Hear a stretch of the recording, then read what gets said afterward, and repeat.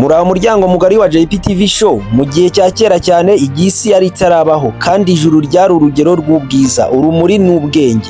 Habayeho inkuru itazibagirana, intambara yo mu ijuru.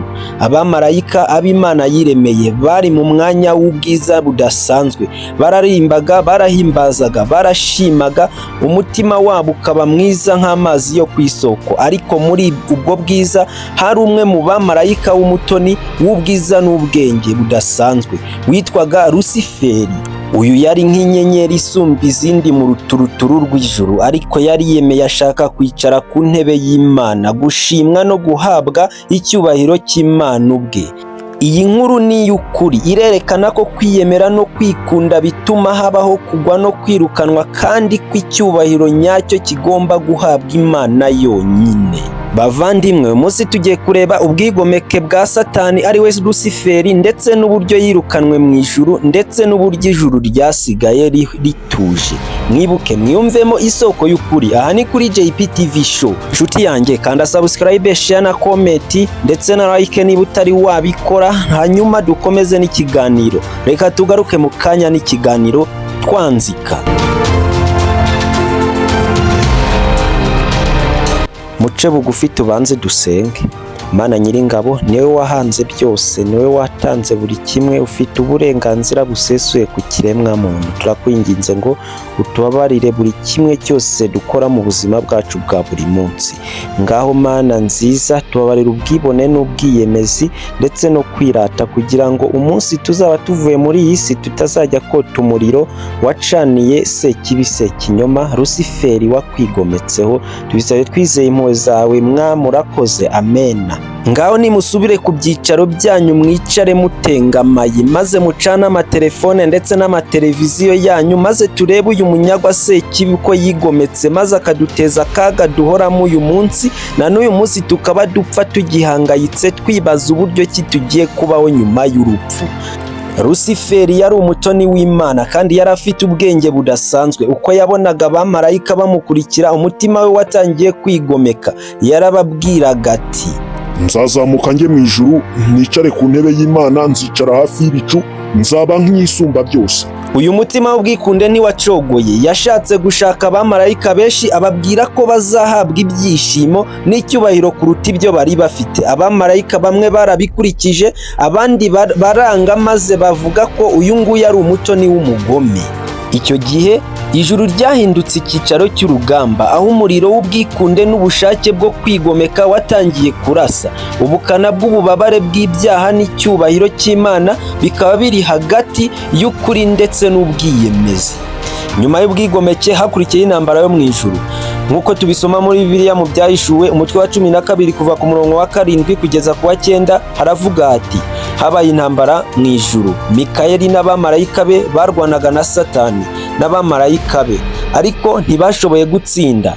Cya kiyoka kinini kiracibwa, ariko aricyo Satani, kikajugunywa ku isi hamwe n'abamarayika bacyo. Intambara yo mu ijuru yari nk'imirwano y'umuriro ndetse n'amahumbezi y'inkuba. Abamarayika barwanaga bakurura inkota z'umucyo, baririmba, bavuga amagambo y'ubwiza n'ubutabera. Lucifer yageragezaga gukoresha imbaraga z'ubwenge bwe n'uburanga bwe, ariko ntiyashoboye gutsinda ubushobozi bw'Imana. Mu gihe cyo kurwana, abamarayika benshi bahingaga imitima yabo ku mucyo w'Imana, abandi bagakomeza kugerageza gushuka abandi, ariko nta kintu cyabashije kugera ku ntebe y'Imana. Nyuma y'imishyamirano ndetse n'imirwano ikomeye mu ijuru, Satani yaje kurwushwa. Kugwa kwa Satani. Luka wa 10 umurongo wa 18 ivuga ko Yesu yabonye Satani agwa asa n'umurabyo. Lucifer hamwe n'abamukuriye bajugunywe ku isi. Ubu ntibashobora kongera kwegera intebe y'Imana, kandi icyubahiro cy'Imana cyonyine nicyo gihabwa icyubahiro, ndetse n'abamarayika bose. Ngo mu rugendo rwo kugwa, Satani yamanutse nk'inkuba, maze akurikirwa n'igikurikira cy'umuriro. Avuga amagambo y'ubwikunde n'ubwigomeke, ariko ububasha bwe bugenda bucyawa n'umucyo w'Imana. Abamarayika bamukurikira bahohoterwa n'ububabare bwo kugwa, ariko ubwigenge bw'Imana bwagaragaye nk'ikiraro gikomeye cyabuze icyaha kugera ku ijuru. nuko Satani aroha hanze y'ijuru maze asohoka hanze yiroha hano ku isi, maze isi yacu ibigushije ishyano. Bibonye akaga na n'ubu ngubu abakura bakuze, abana ndetse n'ababyeyi duhora turira kubera imibabaro ahora duteza. Mana Nyiringabo, ujye ukomeza uturinde iki cyago, kuko ntabwo twe twakwishobora guhangana nacyo usibye ukuboko kwawe gukomeye konyine. Nyuma y'urwo rugamba rw'amagasa, hari abamarayika batemeye gukurikira Lucifer, bo bagumye mu nzira y'ukuri, bakomeza guhimbaza Imana, baririmba indirimbo z'umucyo, bazenguruka ibyiza by'ijuru. Byahishuwe bavuga ko babonye uburyo bishimishaga bagahimbaza Imana ku buryo bw'umwimerere, bakoresheje ibyuma by'umuziki, bakaririmba kandi umutima wabo wuzuye ibyishimo. Ibi bitwigisha ko kwicisha bugufi no gukurikiza Imana bitanga ibyishimo, ndetse ibyishimo birambye. Mu gihe kwiyemera no gushaka kuruta Imana bituma habaho kugwa, ndetse wanagwa hasi ukababara cyane, amakuba akakugwirira, ibyawe bikagenda uruherere utamenya uburyo kibigiye. Muntu wanjye, ujye umenya kubaha Imana kuko nibwo bwenge. Isomo ry'abatuye isi. Uyu ni umwanya wo kwireba. Intambara yo mu ijuru ni isomo rikomeye ku bantu. Kwicisha bugufi no gukurikiza Imana nibyo biduha icyubahiro nyacyo.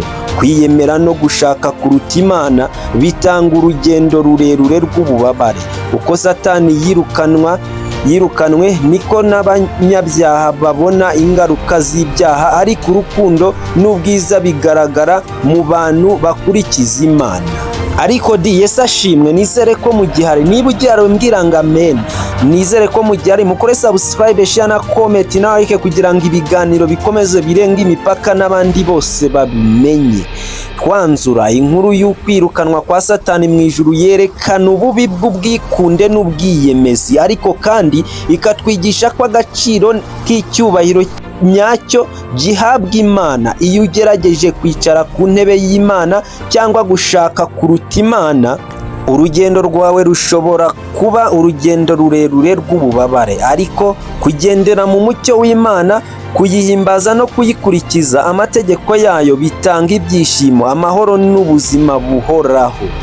Bavandimwe nshuti za JeipiTVShow, uyu ni umwanya wo kwibuka icyubahiro, urukundo n'ubwiza byose bihabwa Imana, kandi umuntu wese ahabwa amahitamo yo kuyikurikiza cyangwa kwigomeka, bikagira impinduka mu buzima bwe mu buryo buhoraho. Ndabakunda, ndi Jeipi. Mukore subscribe, share na comment kugira ngo ibiganiro byacu bigere kure, ndetse munakore like niba ikiganiro mwagikunze. Ndabashimiye iteka ryose. Imana igihora ibabumbatiye mu kwaha kwayo kw'iburyo, kandi bahereza icyo mukeneye uko mugishaka.